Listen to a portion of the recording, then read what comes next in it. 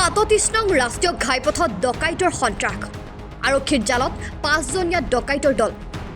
ৰাজপথত দীৰ্ঘদিন ধৰি ডকাইতি কৰি অহা ডকাইতৰ দল গ্ৰেপ্তাৰ শিৱসাগৰ আৰক্ষীৰ বৃহৎ সফলতা 37 নং ৰাষ্ট্ৰীয় ঘাইপথত সন্ত্ৰাসৰ কাৰণ হৈ পৰা 5জনীয়া ডকাইতৰ দল আৰক্ষীৰ জালত ৰাজপথত দীৰ্ঘদিন ধৰি ডকাইতি কৰি অহাৰ অভিযোগ ডকাইতৰ দলটোৰ বিৰুদ্ধে দীৰ্ঘদিন ধৰি শিৱসাগৰৰ 37 নং ৰাষ্ট্ৰীয় ঘাইপথত ডকাইতি কাণ্ড সংঘটিত কৰি আহিছিল দলটোৱে আৰক্ষী সূত্ৰই জনোৱা অনুসৰি দীৰ্ঘদিন ধৰি 5জনীয়া এটা যুৱকৰ দলে শিৱসাগৰৰ বাইপাছত দূৰণিবতীয়া যাত্ৰীবাহী বাহনৰ পৰা নিশা ভয় ভাবুকিৰে ধন আদায় কৰি আহিছিল গোপন সূত্ৰৰ পমখেদি আৰক্ষীয়ে এই খবৰ লাভ কৰি সদৰ আৰক্ষী থানাৰ ভাৰপ্ৰাপ্ত বিষয়া কল্পজিৎ শৰ্মাৰ নেতৃত্বত যোৱা আৰক্ষীৰ এটা দলে ডকাইতৰ দলটোক আটক কৰিবলৈ সক্ষম হয়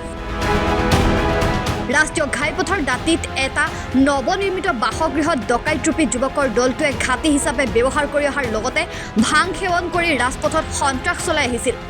বাহনলৈ শিলগুটি নিক্ষেপ কৰি দলটোৱে ডকাইতি কাণ্ড সংঘটিত কৰি আহিছিল খবৰ আছিলে যে আজি কিছুদিনৰ পৰা এটা দলে প্ৰায় 4-5জনীয়া ল'ৰা এটা দলে নিশাৰ ভাগত ৰাতি প্ৰায় 11টা 12টা 1টা বজাত তেনেকুৱা টাইমত তেওঁলোকে জমা হয় গাড়ী ৰখাই পেলাই তেওঁলোকে যি গাড়ী হওক পেছেঞ্জাৰ ভেহিকেলো ৰখায় কেতিয়াবা কমাৰ্চিয়েল ভেহিকেলছো ৰখায় পেলাই তেওঁলোকে পইচা ধন দাবী কৰে আৰু মৃত্যু ভাবুকি দিয়ে তেনেকৈ ধৰণৰ ভাবুকি দি পেলাই তেওঁলোকে পইচা ধন দাবী কৰি আহি আছিল আমি খবৰটো পাই আছিলোঁ আপোনাৰ ৰাজলক্ষ্মী ধাবা যিখন আছে টেক্সি মথাডাঙত সেই ৰাজলক্ষ্মী ধাবাৰ ওচৰতে যুৱক 5জন আমি পাইছোঁ আৰু তেওঁলোকে সেই যুৱককেইজনে পোৱাৰ পিছত তেওঁলোকে এটা ৰুমত এনেকৈ মদ ভাং কিবাকিবি ইত্যাদি সেৱন কৰি আছিলে আৰু তেওঁলোকে সেৱন কৰাৰ পিছতে তেওঁলোকে ৰাস্তাত নামি পেলাই তেওঁলোকে গাড়ী ৰখা এক্সটৰ্শ্যন কৰে তো তেওঁলোকে যোৱাকালি নিশাও সেই প্লেনিঙে কৰি আছিলে তেনেকুৱা অৱস্থাতে আমাৰ শিৱসাগৰ থানাৰ পৰা যিটো টীম গৈছিলে তেওঁলোকে হাতে লোতে তেওঁলোকে ধৰা পৰে ইতিমধ্যে শিৱসাগৰ আৰক্ষীয়ে 179/25 নম্বৰত ধন দাবীৰ এক গোচৰ ৰুজু কৰি যুৱককেইজনক গ্ৰেপ্তাৰ কৰিছে গ্ৰেপ্তাৰ কৰা যুৱককেইজন ক্ৰমে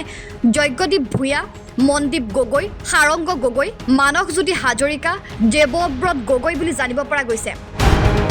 আৰক্ষীয়ে যুৱককেইজনে ব্যৱহাৰ কৰা AS04Z1341 নম্বৰৰ বুলেট AS03AJ5705 নম্বৰৰ KTM AS04AE9800 নম্বৰৰ বাজাজ পালচাৰ আৰু AS04AH4856 নম্বৰৰ হিৰো পালচাৰ বাইক এখন জব্দ কৰিছে আৰক্ষীয়ে ঘটনা সন্দৰ্ভত প্ৰাথমিক তদন্ত অব্যাহত ৰখাৰ লগতে যুৱককেইজনক সোধা-পোছা অব্যাহত ৰাখিছে